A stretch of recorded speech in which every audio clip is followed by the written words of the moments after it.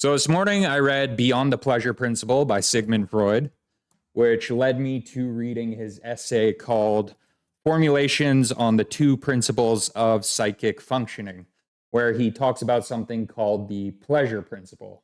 Now, Sigmund Freud, he's known as the father of modern psychology, and he was a very, very smart guy. So a lot of what he says can help us understand human behaviors, why we behave certain ways, why we might procrastinate or have a hard time achieving our goals.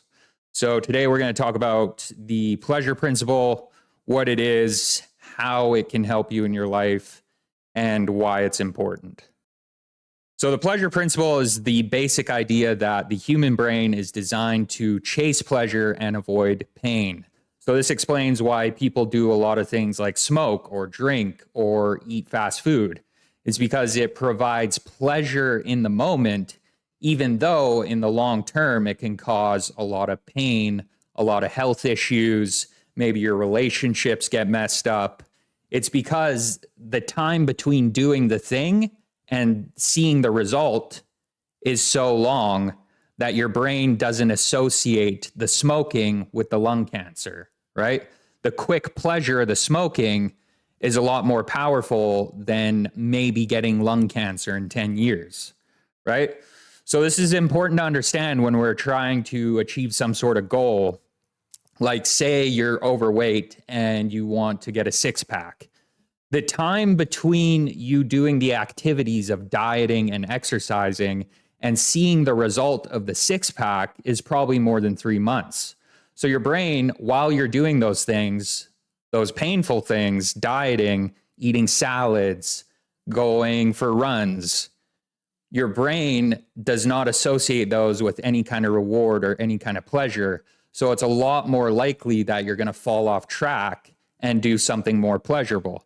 Now, if you're overweight, I assume you like eating. So, what's your brain going to want to do? Is it going to want to eat the salad and go for the run that day for the third, fourth week in the row? Or is it going to want to binge on that ice cream and watch Netflix, right? So if we can, we want to shorten the time between doing things and seeing a reward. So if you want to lose a lot of weight, it might be a better goal to see if you can lose 2 pounds in a week. That way, when you lose that 2 pounds, or maybe you lose 3 or 4 pounds, your brain's going to get that reward. It's going to get that dopamine, and you're going to feel happy and a lot of pleasure. So you're going to be more likely to continue doing the behavior that gets you that pleasurable result.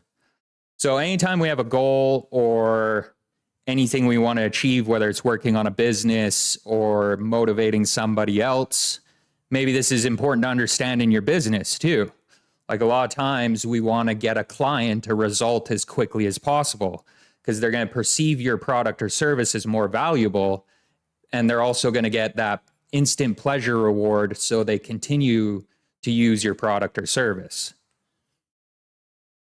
So when we're trying to achieve something like losing weight or studying more or reading more books, we want to break the long-term goal up into small chunks as we possibly can and reward ourselves for hitting certain milestones fairly quickly. This is why a lot of times, say you're doing fitness coaching or you're trying to lose weight yourself, it's good to diet really hard for the first week or two so you see a big result right away, and then kind of dial it back and go more slowly and steadily. Because right away, you're rewarding your brain for that huge result, for doing those activities of dieting and exercising and staying disciplined. So it's more likely that you're going to stick to those behaviors in the long run. So since our brain is wired for this pleasure principle, it might be useful to set up little rewards at certain milestones along the journey to your goal. For instance, if you're trying to read more and every 10 pages you reward yourself with a Werther's or a Mint or something, your brain's going to start associating reading, which is the habit, with that reward, with that pleasure, with that bit of sugar and dopamine that you get from the candy. Or if you're trying to be more consistent with your workouts, Maybe if you don't miss a run for 2 weeks, you reward yourself by going and getting your favorite ice cream or a DQ Blizzard or something like this. So your brain starts to associate those habits with that pleasure, with that reward. Now, the real unlock happens when you can make the activity rewarding by itself.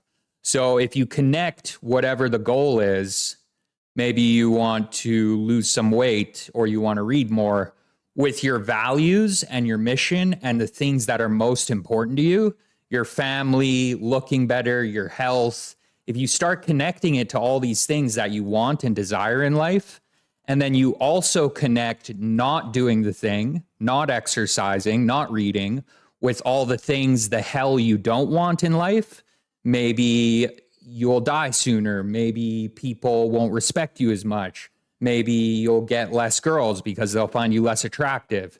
If you start associating not doing the activity with all these painful things in life, and then associate doing the activity with all the great things it's going to help you with, this tips the motivational seesaw in your brain.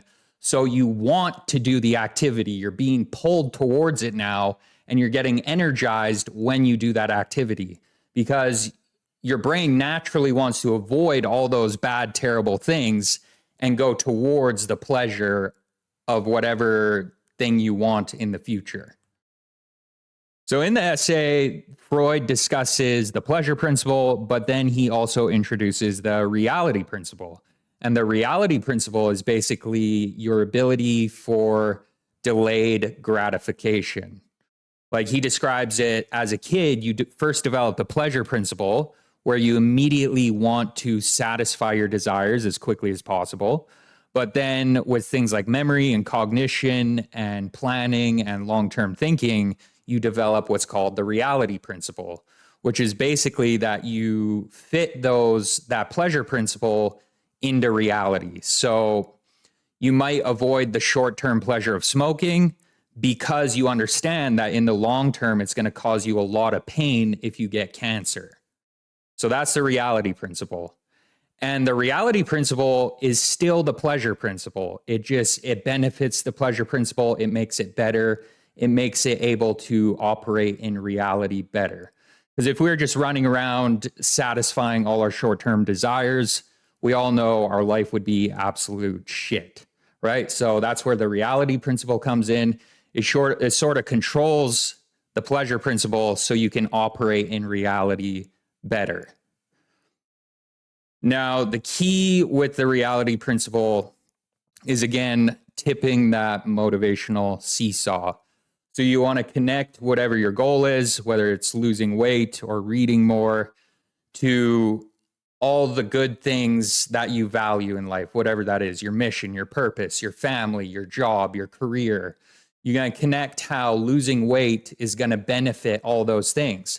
Maybe losing weight is going to make me more energetic so I can work more and be more creative, and I can play with my kids more, and I can, go on more dates because girls will find me more attractive, and I can avoid the hell of life.